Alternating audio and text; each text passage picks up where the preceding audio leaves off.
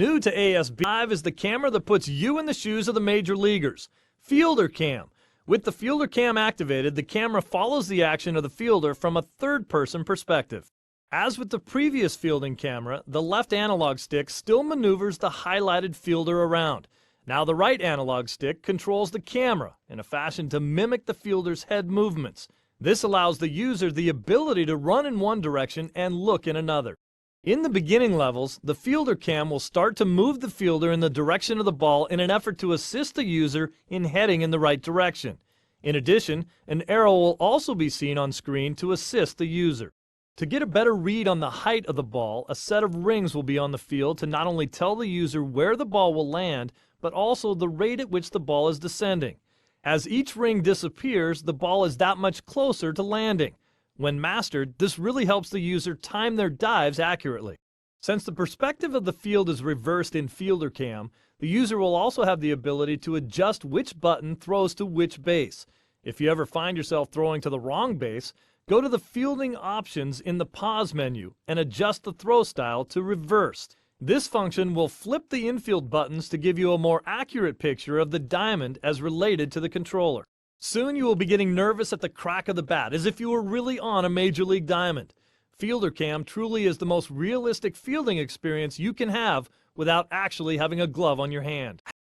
Half of your time in baseball will be spent at the plate. The game now incorporates different hitting options so each individual user can find one that's right for them. When you're at bat, you have 4 different options: timing, zone, 2D cursor, and 3D cursor. In all of these batting modes, the user swings by pulling back on the right analog stick and pushing forward for the swing, or by pressing the A button. Timing hitting is strictly timing-based. Watch the pitch and swing at the appropriate time. Zone hitting requires the same timing, but you need to point the left control stick in the direction of the incoming ball before swinging. 2D cursor batting is a flat 2D icon, which you move to the pitch location before taking your hack. 3D batting allows the user to control the hit type and location, much like a veteran Major League hitter. With the right analog stick, tilt the 3D icon up or down, rotate it left or right, and swing. 3D batting also has the option of using the power icon, which helps you swing for the fences. To toggle the power swing icon, press the X button. The best part about the 4 different batting options is that they're all fun. Try them all to see which one works best for you. One of the things that makes baseball players so good defensively is their ability to anticipate. Before a ball is hit, they've already determined what they're going to do with it if it comes their way.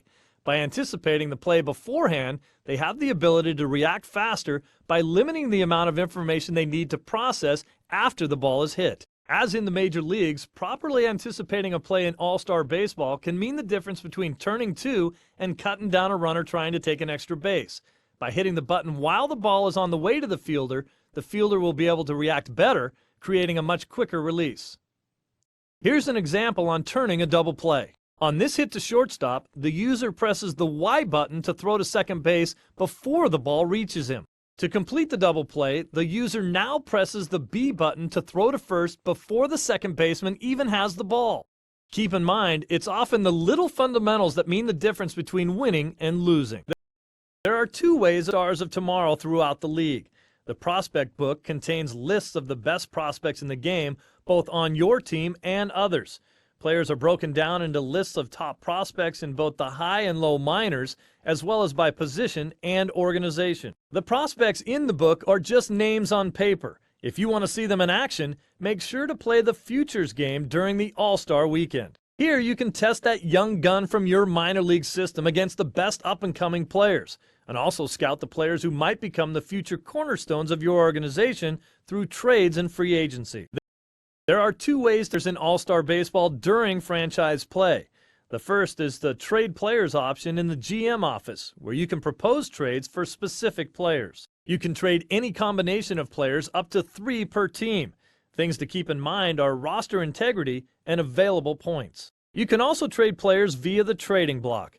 Here you can put players on the block and see what offers other teams bring to the table. You can search available positions, experience levels, and salary values. This can be a great way of rebuilding your team with young talent or seasoned veterans. But don't forget to watch those salary points and that players with 10 and 5 status have the option of rejecting the deal. The batter in All-Star has the option to guess what type of pitch is coming. While holding the trigger button, select the button of pitch type you think the pitcher will throw. Guess right, and the overall size of the batting cursor will get bigger, making it easier to make contact.